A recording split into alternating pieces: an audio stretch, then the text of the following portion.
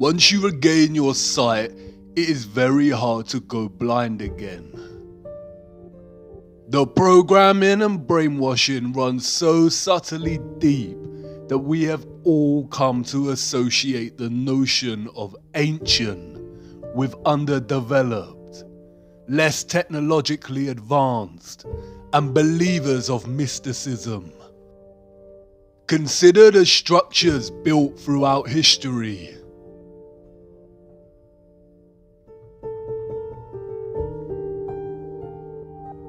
The ancient fortress of Ollantaytambo in Peru. These huge stone blocks are made from granite. They weigh between 40 and 120 tons, or between 36,000 and 120,000 kilograms. The world record for the deadlift in the weightlifting world is 500 kilograms. So how did the Incas transport this granite to such a high altitude location? Look at the way the stones fit so neatly together like jigsaw pieces. How did they cut granite with such precision? Look beyond the stones. Who were these gigantic steps made for? And by who? Babalovo Palace and its bath. This bath was allegedly created from a 160-ton piece of granite. 160 tons is 145,000 kilograms. The bath structure today weighs 48 tons, or 43,000 kilograms. They say it took the artist 10 years to create. But look, how perfect its curved structure is, and the upper rim of the bath. Yeah, right. No matter what fabrication they attach to this, creating such a structure by hand is impossible without advanced machinery. Alexandra Column, erected in 1834. The column is a single piece of red granite. It weighs 600 tons, or 540,000 kilograms. Again, how did they lift this in the 1830s, and how was it carved to such perfection? Look at the intricacy displayed in the statues of Capella San Severo. These were allegedly crafted in 1753. It is obvious this is not handcrafted. Cutting through a single piece of pure marble with such perfect precision and attention to micro detail is impossible without some kind of advanced machinery. History as we know it is a lie. These all point to civilizations with advanced technology. The photographs of Stonehenge and the Temple of Abu Simbel tell us to be skeptical of other historical structures, such as the pyramids. It is likely that the pyramids are not as old as we are told, and they could have been constructed by anybody, and at any time during history. It is likely that they were all constructed more recently with two primary purposes in mind: to deceive us, and as a ritualistic place of worship, honoring their satanic gods. The first power tool, we are told, was not invented until 1895, and the first electric lamp in 1879. So how was this architecture crafted and constructed?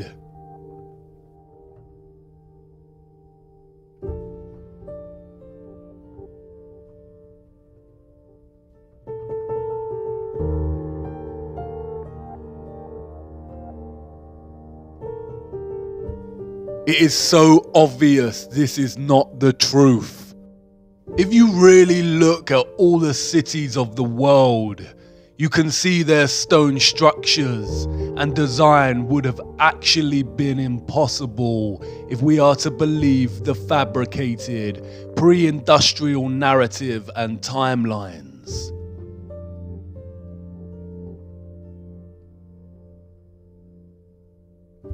There is an abundance of compelling photographic and structural evidence suggesting that the civilizations of the world experienced a cataclysmic mudflood in its recent history, which buried many cities.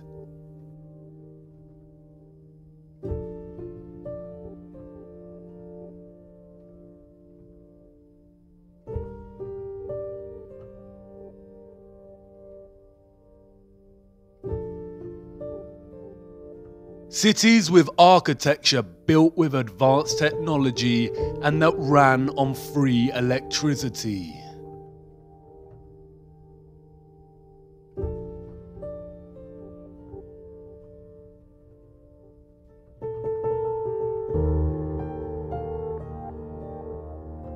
There also exists evidence of a worldwide nuclear war somewhere between 1780 and 1815.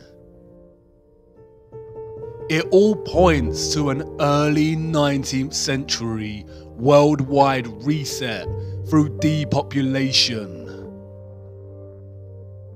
We also see old photographs of nigh-on deserted cities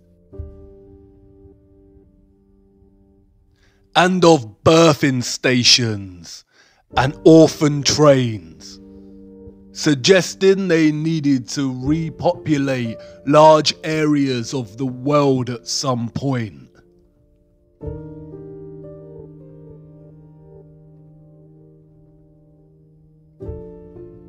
It is likely that a lot of 18th and 19th century culture was designed to program and indoctrinate false history into these children.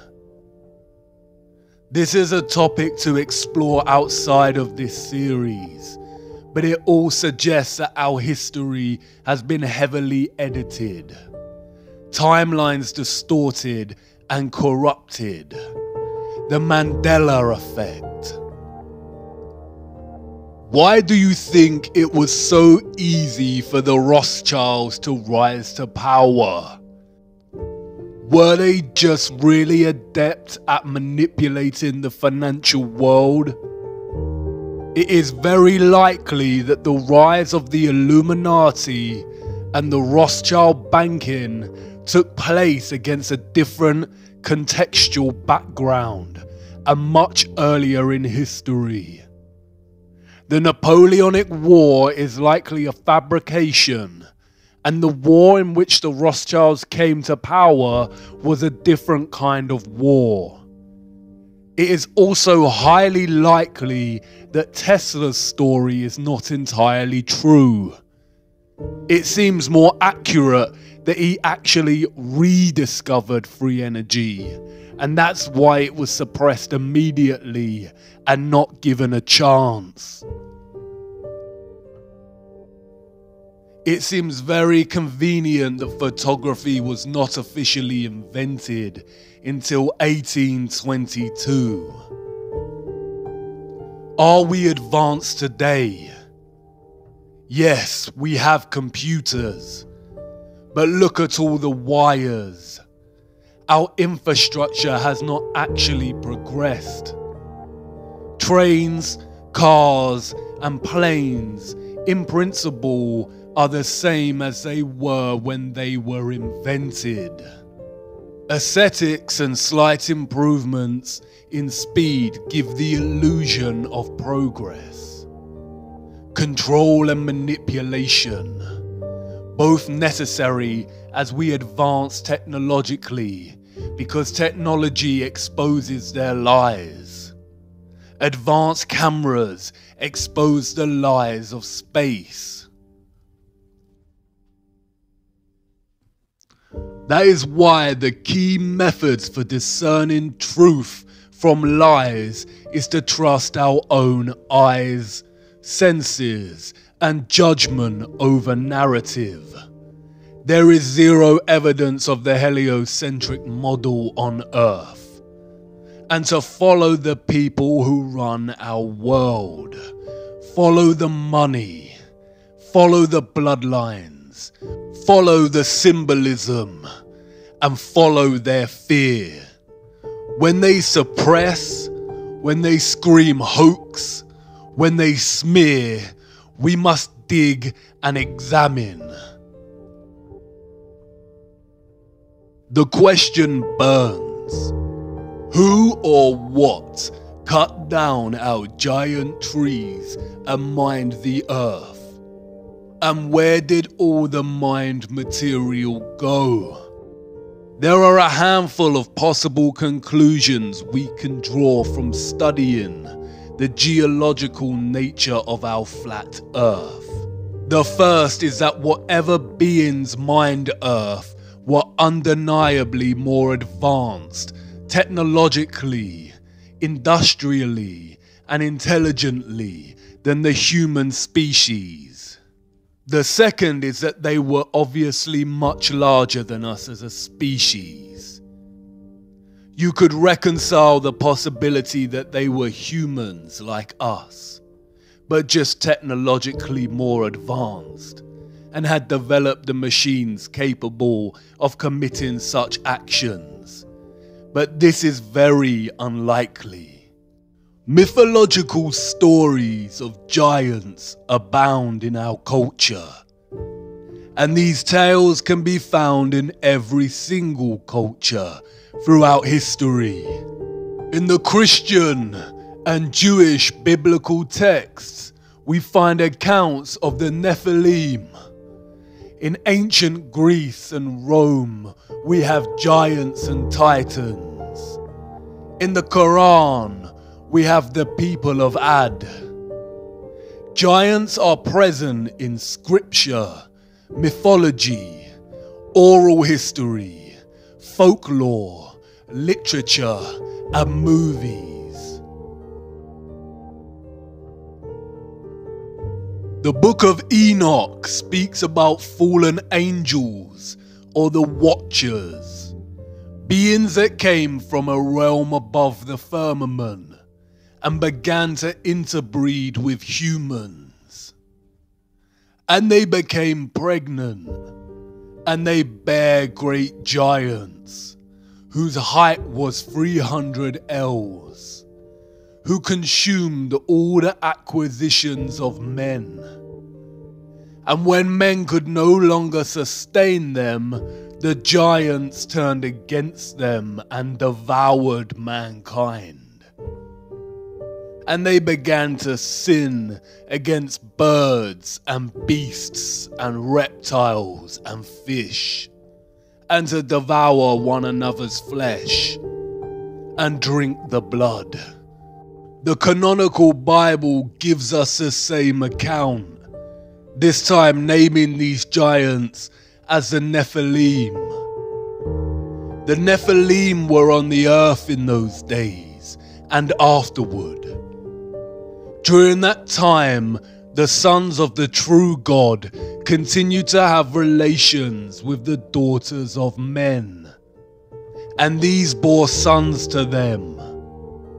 They were the mighty ones of old times, the men of fame. The land that we have gone through as spies is a land that devours its inhabitants. And all the people that we saw in it are of great size. There we saw the Nephilim, and to ourselves we seem like grasshoppers, and so we seem to them. It would be naive to think the ancient texts have not been edited, or books of scripture hidden. The Vatican Apostolic Archives are highly secretive vaults containing thousands of texts inaccessible to the public. Even Wikipedia gives credence to the enormity of these vaults, stating that they contain 53 miles of shelving. What is important to remember is that the biblical texts also contain chronicles of their God, of their Lucifer. The deeper you travel down the rabbit hole, the more these texts surprisingly align with the reality of our world and offer insight much better than any corrupted field of science. The Nephilim, we are told, were the nuclear weapon of Satan, full of destruction, wickedness, and corruption. They corrupted human genetics and were destroying the earth.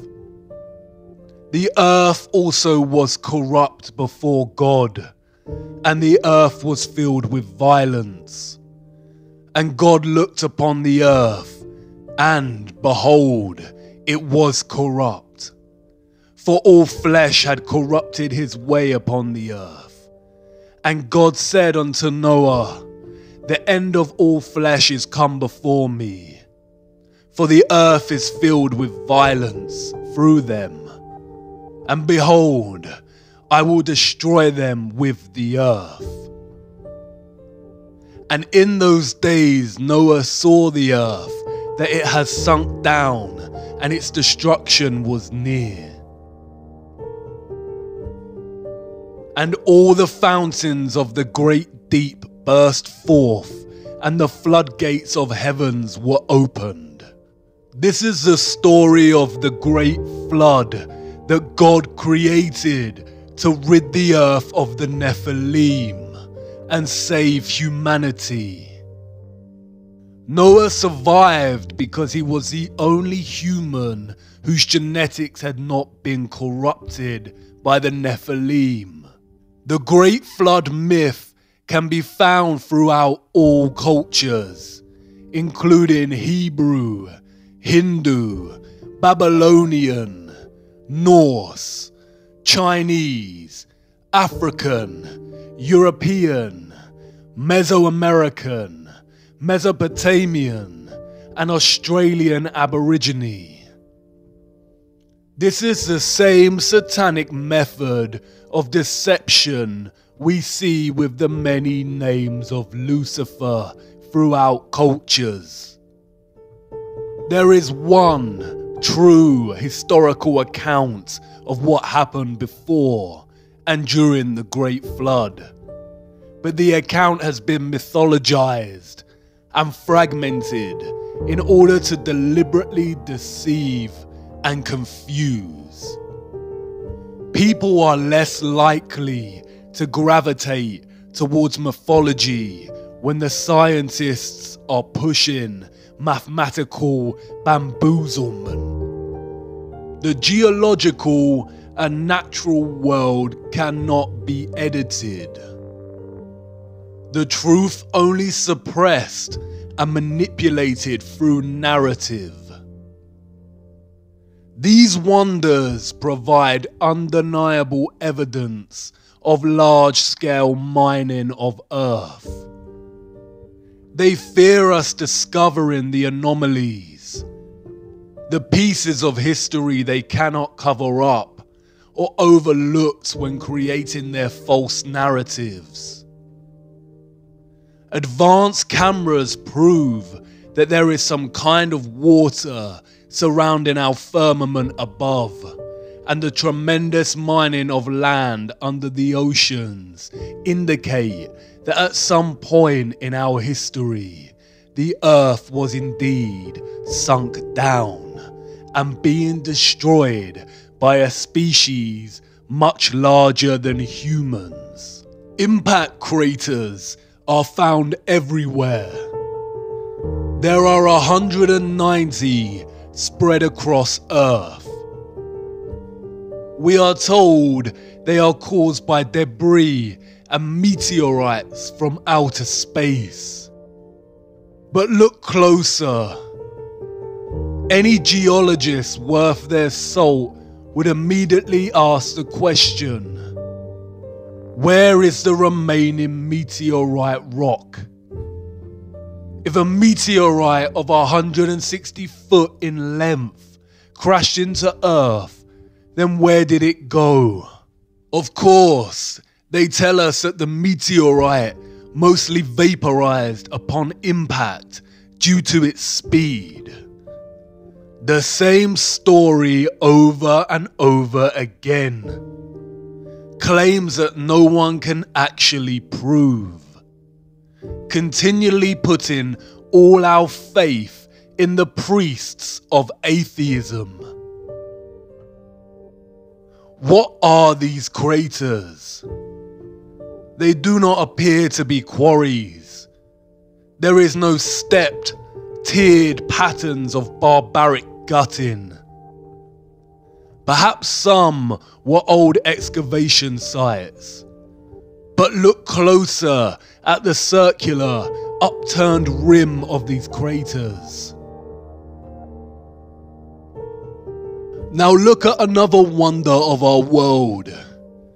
Geysers. Springs that occasionally eject turbulent torrents of water.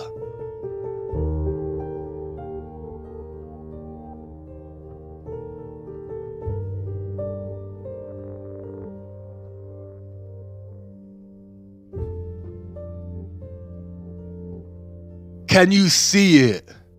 The same upturned edges form from the release of water pressure. There were not oceans on Earth during the Silicon era. It's interesting how some impact craters appear to be flooded, and while others show vegetation growth in the center, most likely from the moisture. As you can see, right in the middle is the opening in which the water comes up from and releases into the air.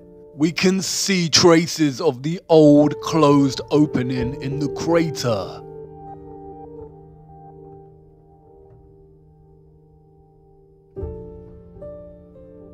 The microcosm and the macrocosm.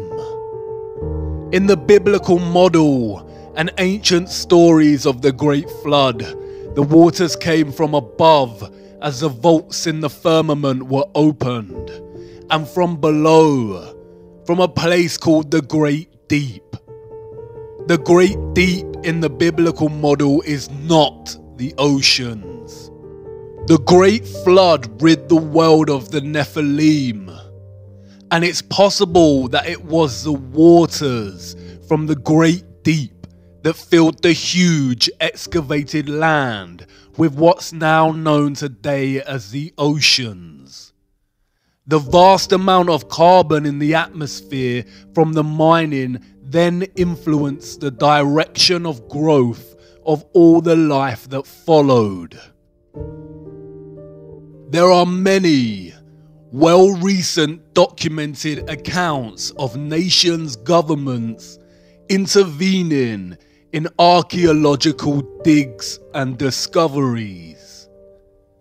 Many have written extensively about findings that directly contradict the mainstream narrative of humanity's historical geological timeline and challenge the Darwinian narrative of evolution. All figures have been victims of extensive media, governmental and scientific smears, and desperate attempts to debunk and discredit. The scientific priests are always successful in stifling these voices and suppressing their discoveries. One of the most interesting of these figures is Richard J. Dewhurst, whose book, The Ancient Giants Who Ruled America, The Missing Skeletons, and the Great Smithsonian Cover-Up, examines why the various giant skeleton discoveries made by archaeologists were silenced and erased from the official historical narrative.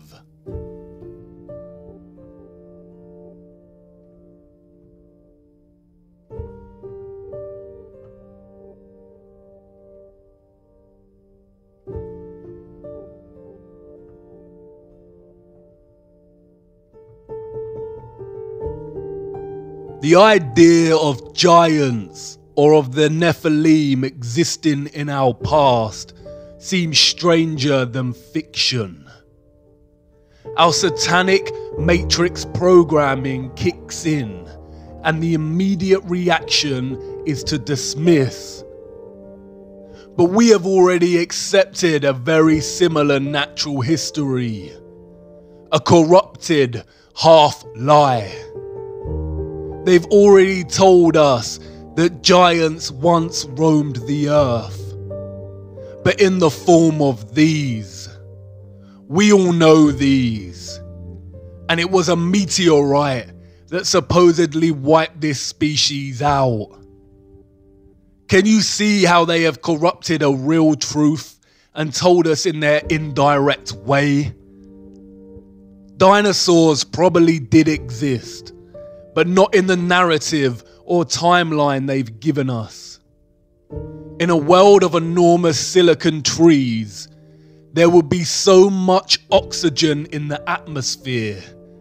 Because of this, living life would grow to immense heights and sizes. All life back then was a lot bigger than it was today. Because of the oxygen, living creatures would also have lived much longer lives, some for hundreds of years. If giants did once exist, then why lie and hide it from us? Simply because it completely destroys the theory of evolution. It is no secret that Charles Darwin's grandfather, Erasmus Darwin, was a Freemason, as was the entire family's male lineage.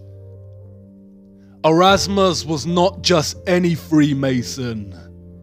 He was a 33rd degree Freemason, the highest rank of the organization. The number 33 is highly satanic, used throughout their symbolism and rituals.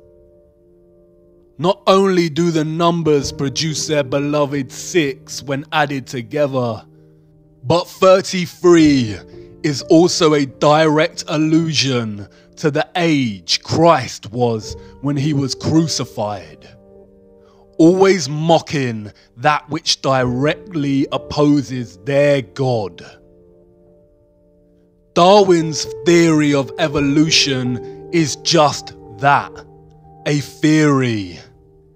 The double standards are outstanding. Darwinism has always carried the title, the theory of evolution, just like gravity is the theory of gravity. But their scientific theories are forced upon us from birth and taught in our education systems as truths. When a conflicting theory arises, they are usually classified as conspiracy or pseudoscience. We need to wake up. The fact remains that Darwin's theory of evolution has never been proven. Just like gravity, we do not actually witness evolution taking place. There is literally no evidence of species evolving. We just have to have faith that at some point, millions of years ago, it took place. They have never found the missing link between humans and monkeys, and all subsequent militant work by figures such as Richard Dawkins and David Attenborough is nothing more than satanic programming and propaganda. I too was brainwashed by Dawkins' The God Delusion, a stupid mistake. Throughout the last century, scientists have desperately tried to find proof of evolution, enforcing so-called discoveries to the point of invention. They have claimed to have found a jawbone of the missing link, what is referred to as the Piltdown Man. For the next 40 years, scores of scientific articles, artistic reconstructions, and over 500 doctoral theses were written on this subject. But in 1953, tests proved conclusively that the Piltdown skull was actually human and only a few hundred years old, while the lower protruding jaw was from a recently deceased orangutan. A deliberate hoax. They lie. The 33rd degree Supreme Council of Freemasonry was held in Paris. Revealed in the minutes of their meeting is their promotion of evolution as science, while they themselves mock the theory. The minutes read, "It is with the scientific theory of evolution in view that we are constantly, by means of our press, arousing a blind confidence in these theories. The intellectuals will puff themselves up with their knowledge, and without any logical verification of them will put into effect all the information available from science, which our agenteur specialists have cunningly pieced together for the purpose of educating their minds in the direction we want. Do not suppose for a moment that these statements are empty words. Think carefully of the successes we arranged for Darwinism. Darwinism had two objectives. The first, to dislocate the notion of creation as a real possibility, much like heliocentrism. And the second, to create social Darwinism, the idea of superior races and social classes, propelling humankind into some false belief that they must succeed and beat all competition. Social Darwinism became one of the driving ideologies behind fascism, communism, capitalism, and eugenics. It is in direct conflict with the teachings of Christ. Real consideration needs to be given to the reality of the Luciferianism at the heart of the entire social, economic, cultural, and historical fabric that governs our everyday world. Real consideration needs to be given to why such evil is being committed to children on a grand scale. A select group of very rich, elite people who also happen to be psychopaths is one thing. But this is more than that. The crux of it is this. Lucifer worship, satanic slave control of the human population, and crimes against children could exist without the need to deceive us with heliocentrism.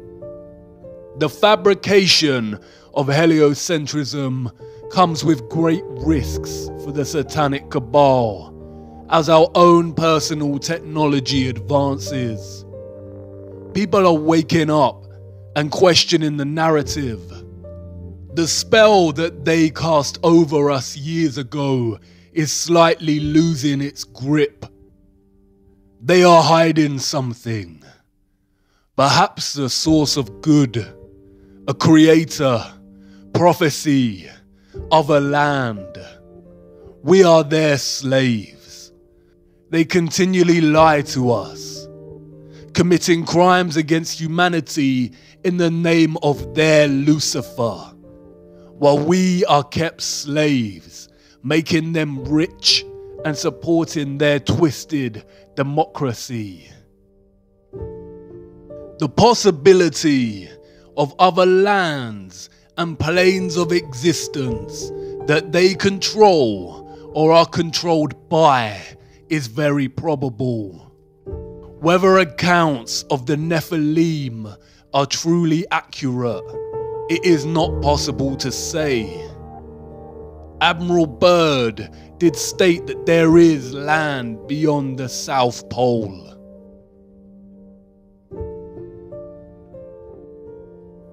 Old maps written off as a hoax or inaccurate show other land, extra territory. The vast amount of material mined from Earth and our old gigantic trees had to go somewhere. It is very possible that they have discovered a way out of the firmament at Antarctica and are able to leave. It's also possible that there are other concentric ice walls, and Antarctica is just the first one, and the foundations of the firmament lie way beyond. But there is a problem. They can only traverse this plane. They have never been able to go above or below, and that is their goal. The more you look closer, the more troubling it becomes, and the more it all aligns with the Christian biblical texts. Ye are of your father the devil, and the lusts of your father ye will do. He was a murderer from the beginning, and abode not in the truth, because there is no truth in him. When he speaketh a lie, he speaketh of his own, for he is a liar, and the father of it. Lucifer has always been clear on his ultimate goal. I will ascend above the heights of the clouds. I will be like the Most High. The Tower of Babel, the story on how the different languages of the earth came to be. Nimrod, a Luciferian gigantic king, built the tower to reach up upon heaven, to reach the firmament and be like the Most High. God saw what they were doing and broke the tower, and scattered all people over the earth, and divided them by different languages, so they may not attempt this again. The broken Tower of Babel, the European Union Parliament building, in direct opposition to what God said not to do, unite all nations. The EU, a branch of the United Nations. Our minds programmed and manipulated by the media to think this could ever be a good thing. Union of all, a utopian lie to advance the Illuminati satanic agenda of a one world government. Their new world order, Novus Ordo Seclorum, the uniting of nations under one government, under one world currency, one world military, one world religion. The end goal, all potential threats to their system dissolved. Complete control over the human slave species. A new world order. A new world order. A new world order. A new world order. New world order. And a new world order. A new world order. A new world order. A new world order. A new world order. A new world order. A new world order. A new world order. World order. A new world order. As I've told you before, because I love it so much, Novus Ordo Seclorum, a new order for the centuries, for the ages, forever. The international order. Global governance. Global governance. Global governance. Global society. Global influence. And people talked then, in 1990, of a new world order. The reference to the Tower of Babel signals another motive, a more sinister one. Lucifer's goal to ascend like the Most High. They have been trying to breach the firmament for years. Operation Dominic and Fishbowl were attempts to nuke the firmament. Although we weren't able to shatter that highest, hardest glass ceiling this time, thanks to you, it's got about 18 million cracks in it. The mysterious Libyan desert glass, scattered over hundreds of kilometers in the Sahara Desert. This mysterious glass puzzles scientists.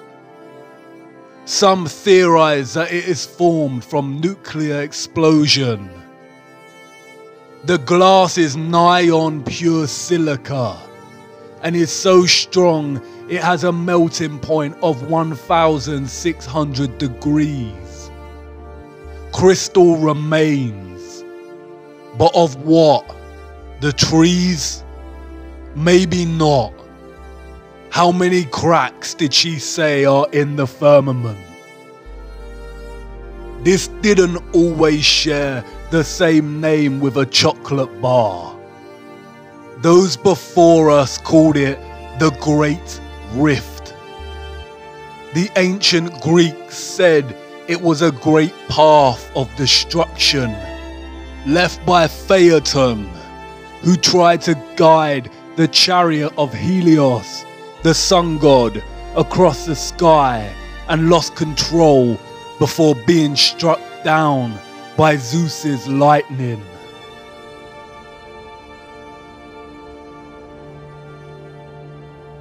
They've been trying to breach the firmament for thousands of years. The Great Rift, the scarring of their barbaric failed attempts. Glass of pure silica, a silicon dome, a semiconductor separated by the waters, the electrical conductors, powering the luminaries through vibrational electromagnetic energy.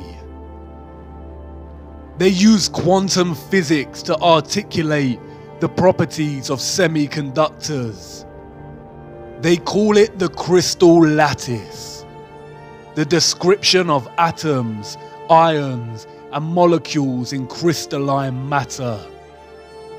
Look at a crystalline lattice. Hexagons. Look at the atomic structure of the lattice, the hexagon and the cube. The crystalline unit cell of the cube is the most common shape found in crystal. What do they know? What energetic field of darkness are they worshipping, giving their energy to, and sacrificing children for? And then there is this. They are doing it right now while we sleep. CERN. The Large Hadron Collider. This is the world's largest and highest energy particle collider and the largest machine in the world.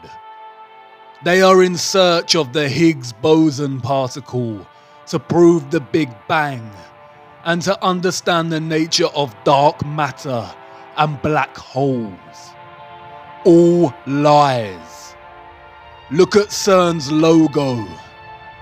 666.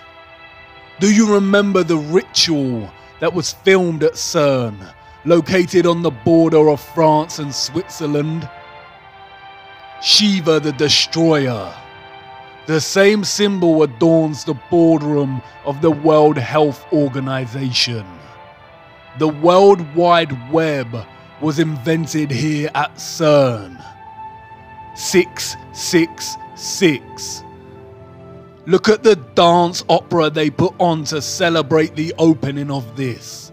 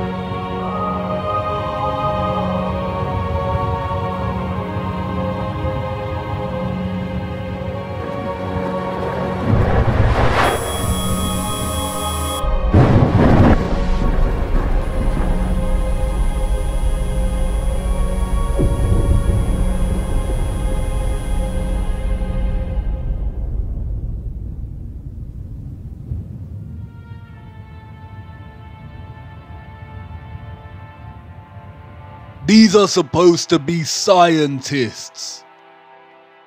This is a ritual full of Luciferian imagery. Lucifer, oh how you fell. Look, Shiva's dance of destruction. And the fifth angel sounded, and I saw a star fall from heaven unto the earth, and to him was given the key of the bottomless pit. And they had a king over them, which is the angel of the bottomless pit, whose name in Hebrew tongue is Abaddon, but in the Greek tongue hath his name Apollyon. Apollyon, Apollo again, the moon landing missions. The town in France where CERN is located is called Saint-Jean-Pied. The name Pied comes from the Latin Apollyasum, and it is believed that in the Roman times a temple existed in honor of Apollo, right here where this French town is situated.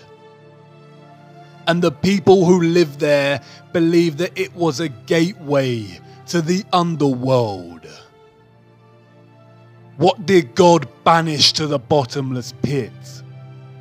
The souls of the Nephilim. You've seen this geometry before. The 8-spoked wheel. It is the wheel of time.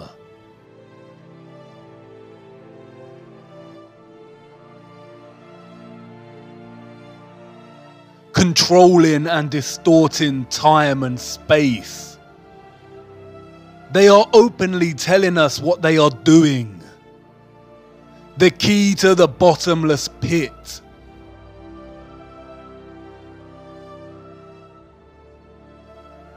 They are trying to open a portal to another realm or bring something out into our realm.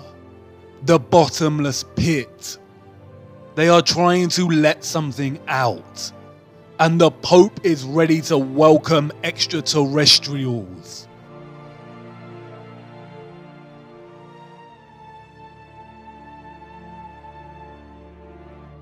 The sculpture in the Vatican is called Resurrection.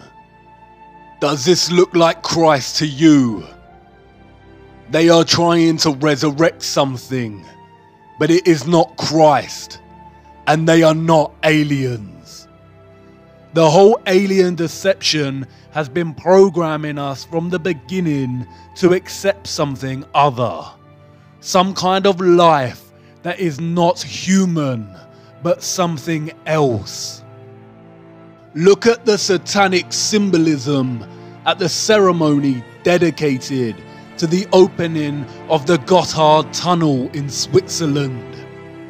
This was put on by CERN.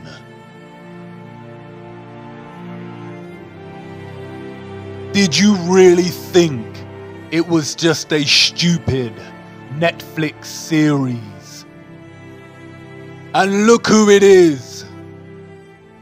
Up to no good. Alice.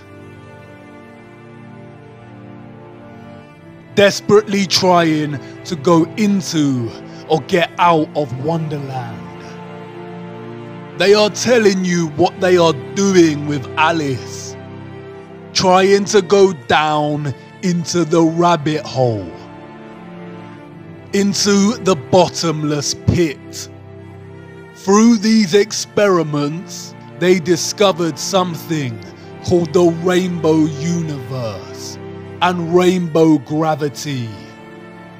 More nonsensical bamboozlement concealing what they are really looking for. Return to ancient Norse cosmology. Can you see it? A rainbow bridge connecting our flat earthly plane, which they called Midgard, with another realm, a realm underneath.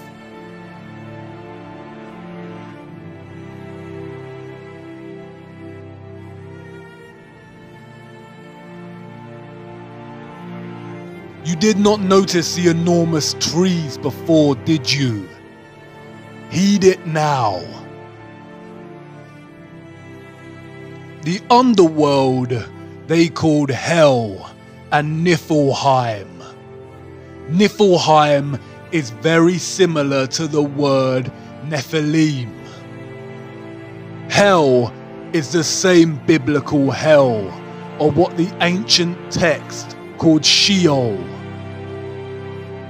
The Rainbow Bridge also connects to Valhalla, the city of Asgard, or what is known as Heaven, a path to ascend to the Most High. It doesn't matter if you cannot move beyond your programming to conceive this as a real possibility. It doesn't matter if you believe in it. What matters is that they do believe in it, and they rule and own you. Stranger than fiction, a paradox. The deeper down the rabbit hole, the more upside down everything becomes. and yet it all starts to make sense. Do you understand the enormity of their lies? The human slaves of Earth, being fooled into thinking they are a random product of coincidence on a lonely rock. Learning this at such a young age and never giving it another thought. Fed to the brim with Hollywood fantasy movies so the actual world lost its colour.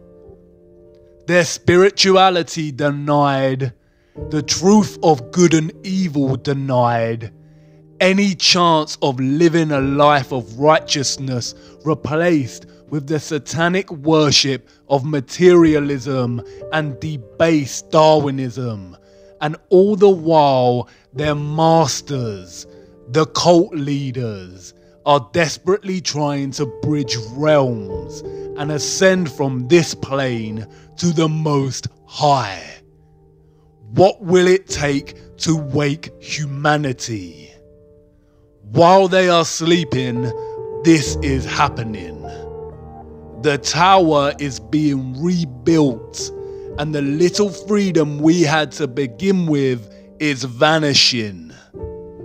The dawn of their new world order is coming.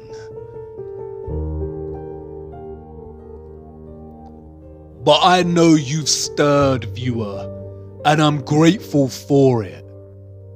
Now is not the time to lose faith. We have to tumble down one last rabbit hole before I let you go. What I am going to show you should restore your faith and hope. Come on now, our final stop has arrived.